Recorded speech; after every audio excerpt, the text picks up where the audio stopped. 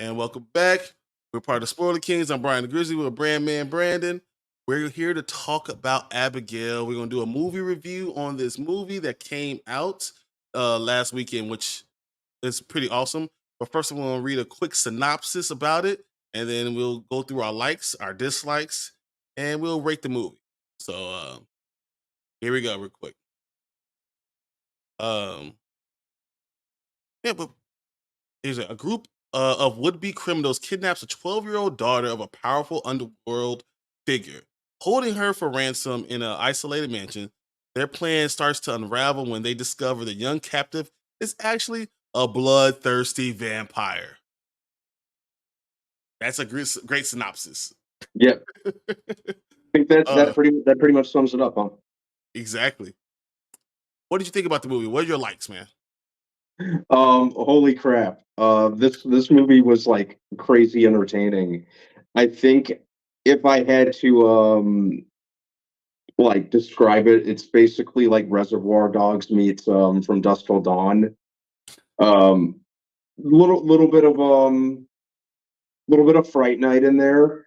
The original Fright Night. I was like, not 2023. Not the 2020, not the 2011 version. Yeah, very entertaining movie. From the Radio Silence guys who did Ready or Not and the last two Scream movies, which were all movies that I really, really enjoyed. This was just a fun movie to sit through.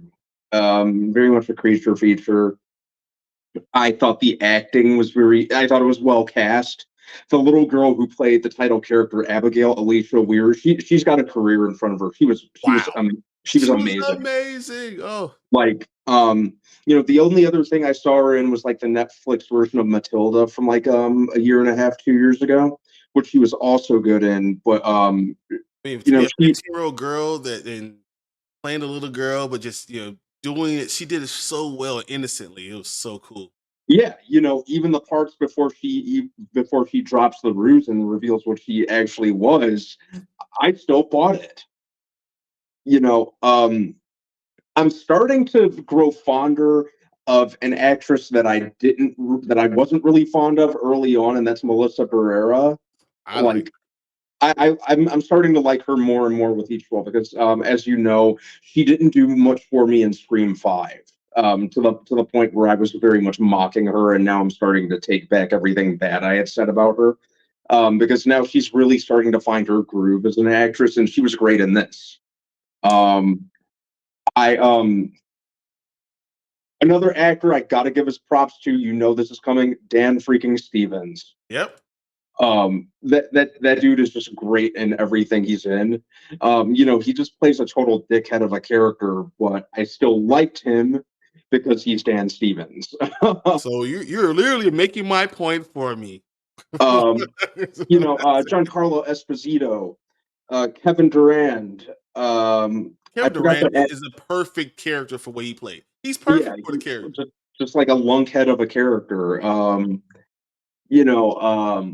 like the atmosphere of the movie. It kind of reminded me of Ready or Not, just from a visual standpoint. I wouldn't be surprised if this took place in the same universe as Ready or Not. Agreed. I liked. It even played one of my favorite. They have a needle drop of one of my favorite bands, Danzig.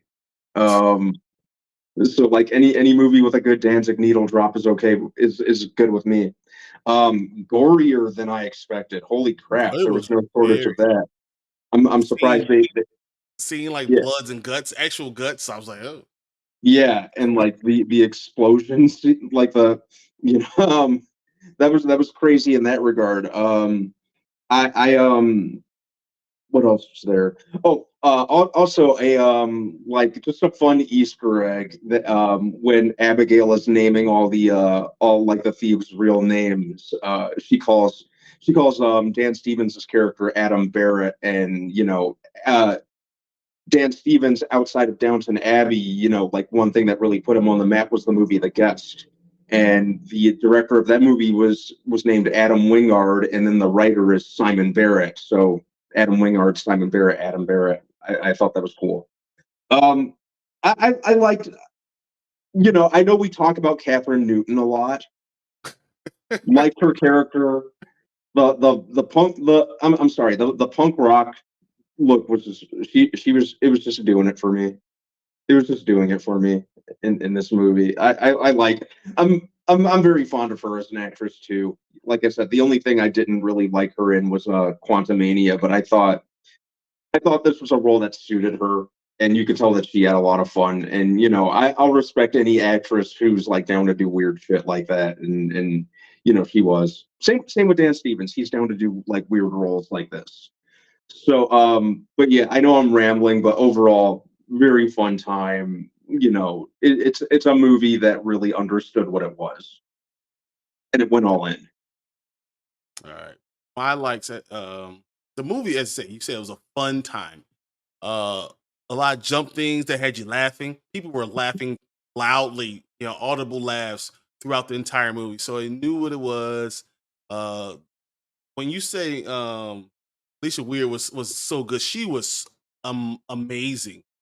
Uh, her transformation from like, being a little girl to being like a blood-sucking vampire and like all the things she did was Mhm, amazing. It was so just believable. It's almost it was freaky. Like you were literally afraid of this little girl, mhm, and the dancing was added to it. And it was funny. I thought that was very cute. Because you think of this little prissy like little girl, and you realize she is the monster. She's yeah. the real monster, the one who killed all these things, all these people. That Mhm. they tore their heads off and guts and everything. He found out it was just her. Yeah, and You know, it kind of works for like what a vampire is, because you kind of when you think of a vampire, you think very theatrical and over the top. but Um, you made it work for you because you think about the whole interview with a vampire. So I think about that and the whole Claudia, that character, right? mhm, And I think about it when you turn as a vampire that young that you need to make it work for you, and she yeah, made it work for her for real for as she mhm, said centuries, decades, whatever for hundreds of years she did it, and mhm, I thought that even her storyline was really cool. Her character arc was really cool. All of that yeah. was really good. So I she should be agree. number one. There was something kind of endearing about the movie too. She was just trying to gain her father's love. Exactly. You And know. everyone understood it. Everyone understands it. So I Mhm, thought that was good. And then Melissa Barrera, I think she did amazing. I believed everything about her. I believed her being the mother. I believed her trying to have that redemption and willing to do whatever you could do for your kids. You know, that mhm, that thirst to do it. It's amazing. Um, mhm, I love it. I loved her character. I thought that she was perfectly portrayed. And then Dan mhm. Stevens was such an asshole. It was fun to see him do it, and he did a great job at it. Yeah, You he know, is. Yeah. that's what he does. And then we said Kevin Durant is the same thing. Like it was a character that he was perfect for. Mhm. Yeah, So what is that? just a What lunkhead. but what does that leave us with, right? Angus Mhm. Cloud as Dean was awful. But the character was also awful, Im right? imagine if he were, no disrespect to Angus Cloud, R.I.P. man, loved you on Euphoria. Um, Imagine if he was the main character. It was just Imagine if we it wasn't imagine if we had to interesting. endure him the entire movie. But you know what was funny? Like it wasn't funny, but it was real nice that they did it. The tribute at the end of the movie. Mhm, They talked about it. They said that. Um, I gotta say, and Kathryn Newton, I said, is the second worst character in the movie. As much as you can say all the great things about her, and I loved her, Lisa Franklin. I think that she actually did a great job. I don't think the movie was good. I liked her, and I think that she has a genre that works. If Tim Burton was big right now, she would mhm, be in every movie that he did. mhm, She's that type of genre. I don't think she did a great job. I didn't like her character as much because it was a snot nosed kid who's trying to rebel against their family. It had no layers. It had nothing. It was just what it was, which sees what you get. So mhm, I thought that would could have been better. But overall, this movie was just fun, a great time. Uh, mhm. just I think it's going to have legs. This is one. It's horror, but it's more of a thriller, and it's going to really go by fast. And people are going to word of mouth. I think it's going to really push this movie to do much better. Even in the Yeah, second week. it's definitely going to have legs, and the radio silence guys, they're really making a name for themselves very quickly. Um, they've everything that they put out, I've liked. And yeah, I think it's going to have legs, especially at this point in time before like summer season like really ramps up.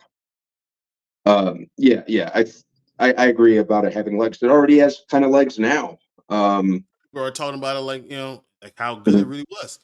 So my question mhm. is, what bad parts did you see? Because I kind of talked about some of that, but what bad things did you really have? I think it kind of lost some steam in the third act. Um, it kind of you could kind of tell maybe they hit a wall in terms of where they should go with it. So where they went with Dan Stevens' character kind of seemed obligatory, and even with Giancarlo Esposito's character, Yeah, you saw kind of that coming a mile away. yeah, it seemed obligatory, and maybe they just hit a wall. Yeah. Um, entertaining enough to watch, but yeah, you could tell maybe they kind of went a little creatively bankrupt near the end of it. Um, I I agree with think. you. I think anything after the whole idea of when Abigail took over Kathy Noonan's body, everything Mhm. after that was just like downhill from there. Yeah. After her body explodes, Mhm. there was nothing, anything else with her that was, in this movie that was really like unbelievable. Everything else Mhm. I kind of saw coming, and Mhm. then them teaming up going against Dan Stevens was pretty cool. Mhm. Yeah. Side note with Abigail, Alicia, we were taking over what other character's name? Sammy or Kathryn, Jessica, her body. That like her transitioning into a vampire was straight out of From Dusk Till Dawn. Yeah, was You know, it like was even exactly. yeah. Um I thought y- about I did think the whole scene when they're like, I got bitten, and she went to the sunlight and she didn't blow up, and then like yeah, 5 minutes later she's about to blow up. yeah. And you're like, oh crap. But yeah, that's what I'd say. Was like one of the biggest things. I also think that I kind of I've seen a lot of people say, oh, the movie would have been better, if they didn't give away what Abigail was in the trailers, but I kind of felt like they had to. Yeah. Otherwise the movie wouldn't sell. It would have like shot itself in the foot. So I'm not sure what people really wanted in that regard, because if they didn't give away that, it wouldn't have the legs that it currently has. Uh, Um, as far but as me for bad, they got rid of characters unexpectedly, but that's not, I mean, really a bad thing. mhm, Um, I think the story was a little bit missing. Like you could have given more of a story. I love mhm. seeing the movies that have one scene, one place, and everything's in this one place. Me too. Um, I thought that was really cool. Mhm, My number one complaint is why the black guy can't make it, man. Why he gotta die? Why he gotta die mhm, so early? Early in the movie, he's out. But I mean that's not a real complaint. mhm. It was And he seemed good. like a competent character Yeah, too. I would have liked he to was have too seen good. more of him. It was too good. He was too good of a character. He, Semper Fi. Mhm. When Yeah. you know him, okay, he could handle himself. So you gotta get rid of that guy early. So I Mhm. understood what happened. I I don't have a lot of complaints about this movie. No, It was fine. it It was was fine. yeah. I had a fun time watching it. I also I know I mentioned Fright Night as like a as a as kind of a vibe I got from this, and I think that kind of relates to what you said with it being in a single location and the house. because one thing that I always liked about the original Fright Night, and you know how fond of that movie I am, I House is a liked that character. the house felt like a character, Yeah, you know. So and I felt the same way about this. The yeah. house very much, felt like a character all its own. But All right, well, I really enjoyed this. that being said, because you really enjoyed it, let's rate it. Okay. We're the Spoiler Kings. We actually rate movies a little bit different than everyone else. We don't give you a number, give you more of a now, later, or never. Mhm. Now means drop what you're doing right now. Go watch it. Later means you can wait till it goes on the streaming. You see it whenever it comes on TV. Never means if it ever's on your TV, just throw out your whole TV, get another one, start all over. You just go on to the sunset, and we'll worry about TV again later. So now, later, never. What do you feel about this movie, Abigail? Oh, I can very comfortably give this a now. Um, this is a good fun watch in the theater, especially with others. I saw it AMC Dine-In over here. Like the theater was a full house.